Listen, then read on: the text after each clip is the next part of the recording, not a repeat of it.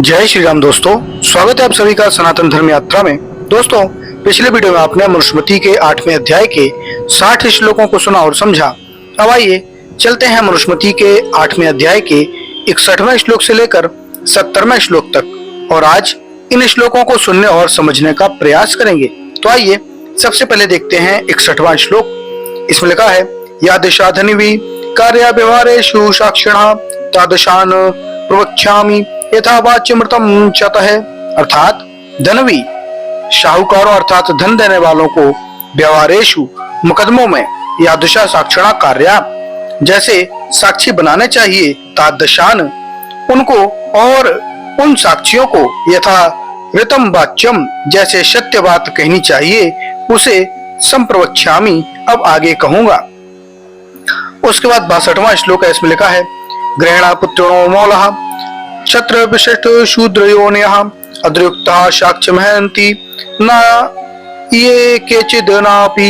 अर्थात ग्रहणा गृहस्थ, पुत्रिणा पुत्र वाले, मौला पहले से वहां निवास करने वाले, क्षत्रविट शूद्रयोन्यः क्षत्रिय वैश्य और शूद्र व्यक्ति अर्थ उक्ता धनी के कहने पर साक्ष्यम अहरन्ति साक्षी हो सकते हैं, अनापदि आपत्ति रहित काल में एक केचित न हर कोई साक्षी नहीं हो सकता। अब इसके अनुशीलन देखिए तो यह 62वां श्लोक निम्न आधार पर प्रक्षिप्त सिद्ध होता है। पहला कारण है अंतर विरोध। 63वें श्लोक में साक्षियों की जो विशेषताएं कही हैं, यह श्लोक उनसे भिन्न विशेषताएं दे रहा है। ये विशेषताएं साक्षी के श्रेष्ठ होने की द्योतक नहीं है, अतः 63वें श्लोक से भिन्नता होने के कारण यह श्लोक प्रक्षिप्त है। इस श्लोक में ब्राह्मण को इस व्यवस्था में परिगणित नहीं किया है, जबकि 63वें श्लोक में साक्ष्य के लिए सभी वर्णों का विधान है।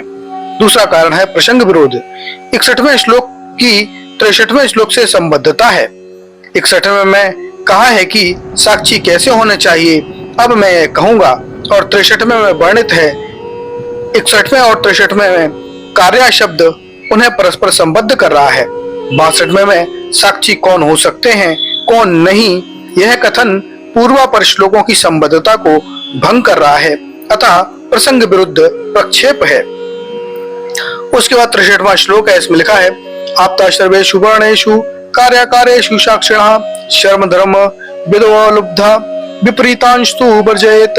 अर्थात सर्वेषु वर्णेषु सब वर्णों में आपता धार्मिक विद्वान निष्कपटों शर्म धर्म विदा सब प्रकार धर्म को जानने वाले अलुब्धा लोभ रहित सत्यवादियों को कार्येषु न्याय व्यवस्था में साक्षिणा कार्य साक्षी करें, विपरीतांतु वर्जयेत इससे विपरीत लोगों को कभी न करें। अब इसके अनुशीलन देखिए तो साक्षी शब्द पर विचार। साक्षी शब्द के अर्थ और व्युत्पत्ति से स्पष्ट होता है कि वस्तुतः साक्षी वही होता है जो उस बात या घटना का प्रत्यक्ष दृष्टा होता है। सहपूर्वक अक्षी से इनी प्रत्यय अथवा साक्षात अव्यय से साक्षात दृष्टि संजायाम अष्टाध्यायी 5/2/91 में इनी प्रत्यय होकर साक्षिण शब्द सिद्ध होता है। साक्षिण या साक्षात कर्ता साक्षात दृष्टा या साक्षी। इस श्लोक में आपतः विशेषण से भी इसी भाव की अभिव्यक्ति हुई है। उसके बाद 64वां श्लोक है। इसमें लिखा है, साक्षी कौन नहीं हो सकते। इसमें लिखा है, नार्थशमिनो नाप्तः न सहाया न वैरिणः न दुष्ट दोषा कर्तव्यः न व्याध्यर्ता न दूषितः। अर्थात अर्ध संबंधिना ऋणी धनी से ऋण आदि के लेन देन का संबंध रखने वाले, न कर्तव्य साक्षी नहीं हो सकते हैं, न आपता न घनिष्ठ मित्रादि न सहाया न सहायक नौकर आदि न बैरिणा न अभियोगी के शत्रु आदि न दुष्ट दोपा जिसको साक्षी पहले झूठी सिद्ध हो चुकी है वे भी नहीं, न व्याधि आर्ता न रोगग्रस्त पीड़ित और न दूषिता न अपराधी सजा पाए और दूषित आचरण वाले अधर्मी व्यक्ति साक्षी हो सकते हैं। उसके बाद 65वां श्लोक है। इसमें लिखा है, न साक्षी नृपति कार्यो न कारुकुशील हो न श्रोत्यो न लिंगस्थो न संगेम्यो त्रिघ्नर्तः। अर्थात राजा को कारुकुशीलवो कारीगर और नट भाट आदि को, श्रोत्रिय वेद पाठी को, लिंगस्य ब्रह्मचारी को, संगेभ्य विनिर्गतः मोह माया से पृथक हुए अर्थात सन्यासी को भी साक्षी न कार्य साक्षी नहीं बनाना चाहिए।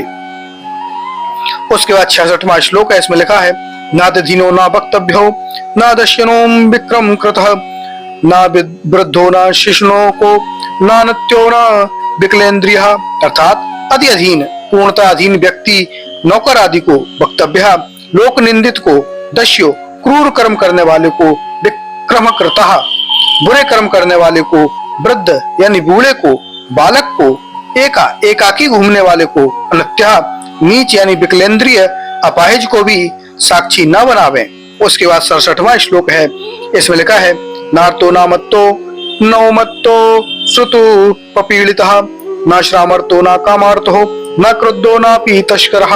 अर्थात न आर्तः न शोकग्रस्त को, न मत्तः न नशे के आदि को, न उन्मत्तः न पागल को, न क्षुत् तृष्णा उपपीड़ितः भूख प्यास से सताए हुए को, न श्रामतः न थके हुए को, न कामतः न कामग्रस्त को, न क्रुद्ध न क्रोधी को, न तस्करः न चोर को साक्षी बनावे। अब इसके अनुसरण देखिए तो 65 से 67 तक के श्लोक निम्न आधारों पर प्रक्षिप्त सिद्ध होते हैं। पहला कारण है अंतर्विरोध। 65वें श्लोक में कारीगर नट आदि को साक्षी के लिए निषिद्ध किया है। प्रतीत होता है कि यह श्लोक उस समय के विधान हैं जब परंपराएं विकृत होकर वर्ण व्यवस्था जातिगत आधार पर होने लगी थी, क्योंकि कारीगर कोई भिन्न जाति नहीं है, यह वैश्यों का ही एक कर्म है। जब वैश्य साक्षी के लिए उपयुक्त माने गए हैं, जैसा कि 8वें अध्याय के 63वें और 68वें श्लोक में, तो कारीगर का पृथक से निषेध करना इस व्यवस्था के अनुकूल नहीं है। 66वें श्लोक में अंत्यज्ञ को साक्ष्य के लिए निषिद्ध किया है, जबकि 68वें में स्पष्ट विधान है। इस विरोध के कारण यह प्रक्षिप्त है। दूसरा कारण है पुनरुक्ति। 66 से 67 श्लोकों में वर्णित प्रायः सभी व्यक्ति 64वें श्लोक के अंतर्गत आ जाते हैं। जैसे व्याधिग्रस्त में विकलेंद्रिय, आर्त, मत्त, उन्मत्त, श्रामर्त, कामार्त और दूषिता, दृष्ट दोषा में दस्यु, विक्रमकृत, अनत्य, तस्कर आदि। इस प्रकार ये श्लोक 64वें की पुनरुक्ति ही है, कोई स्वतंत्र और महत्वपूर्ण बात इनमें नहीं है। इस कारण से ये श्लोक प्रक्षेपित सिद्ध होते हैं। उसके बाद 68वां श्लोक है, इसमें लिखा है, विशेष प्रसंगों में साक्षी विशेष। इसमें लिखा है, स्त्रीणाम साक्ष्यम स्त्रियः कुलीद्विजानां सदृशा द्विजः शूद्राश्च शन्ता शूद्राणाम अन्त्यः मत्ययोनयः।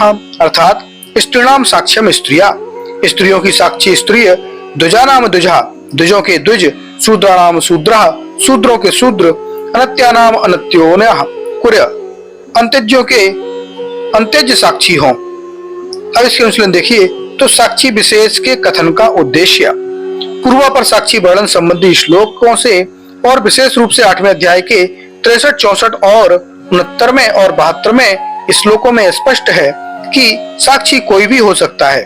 इस श्लोक में जो विशेष साक्षियों का कथन है वह विशेष अभिप्राय से है। जैसे स्त्रियों के जो स्त्री संबंधी प्रसंग हैं उनमें स्त्रियां ही ठीक साक्षी हो सकती हैं।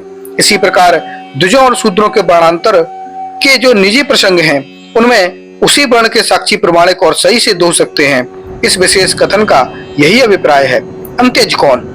चारों वर्णों में जो दीक्षित होकर वर्णब्राह्य रह जाते हैं वे लोग अंत्यज अर्थात अंत्य स्थानीय कहलाते हैं। उसके बाद 69वां श्लोक है, इसमें लिखा है, एकांतिक अपराधों में सभी साक्षी मान्य हैं।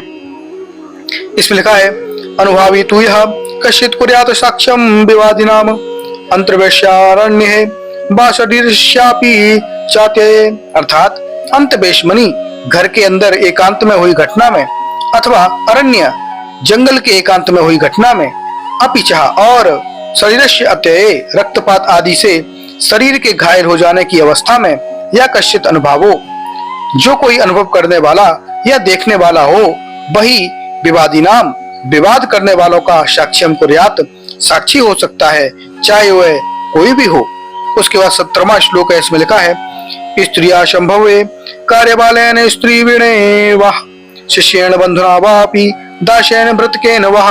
अर्थात स्त्रिया अपि असंभवे, उक्त स्थानों में स्त्री की विद्यमानता न होने पर बालेन स्थवीरेण शिष्येण बंधुना दासेन अभिवाह भृतकेन कार्यम बालक, बूढ़े, शिष्य, बंधु, दास और नौकर को भी साक्षी देनी चाहिए। तो दोस्तों, ये जानकारी आपको कैसी लगी कृपया कमेंट बॉक्स में अवश्य बताइए। बने रहिए सनातन धर्म यात्रा के साथ और लेते रहिए रोचक एवं धार्मिक जानकारियां प्रमाणों के साथ। धन्यवाद। जय श्री राम।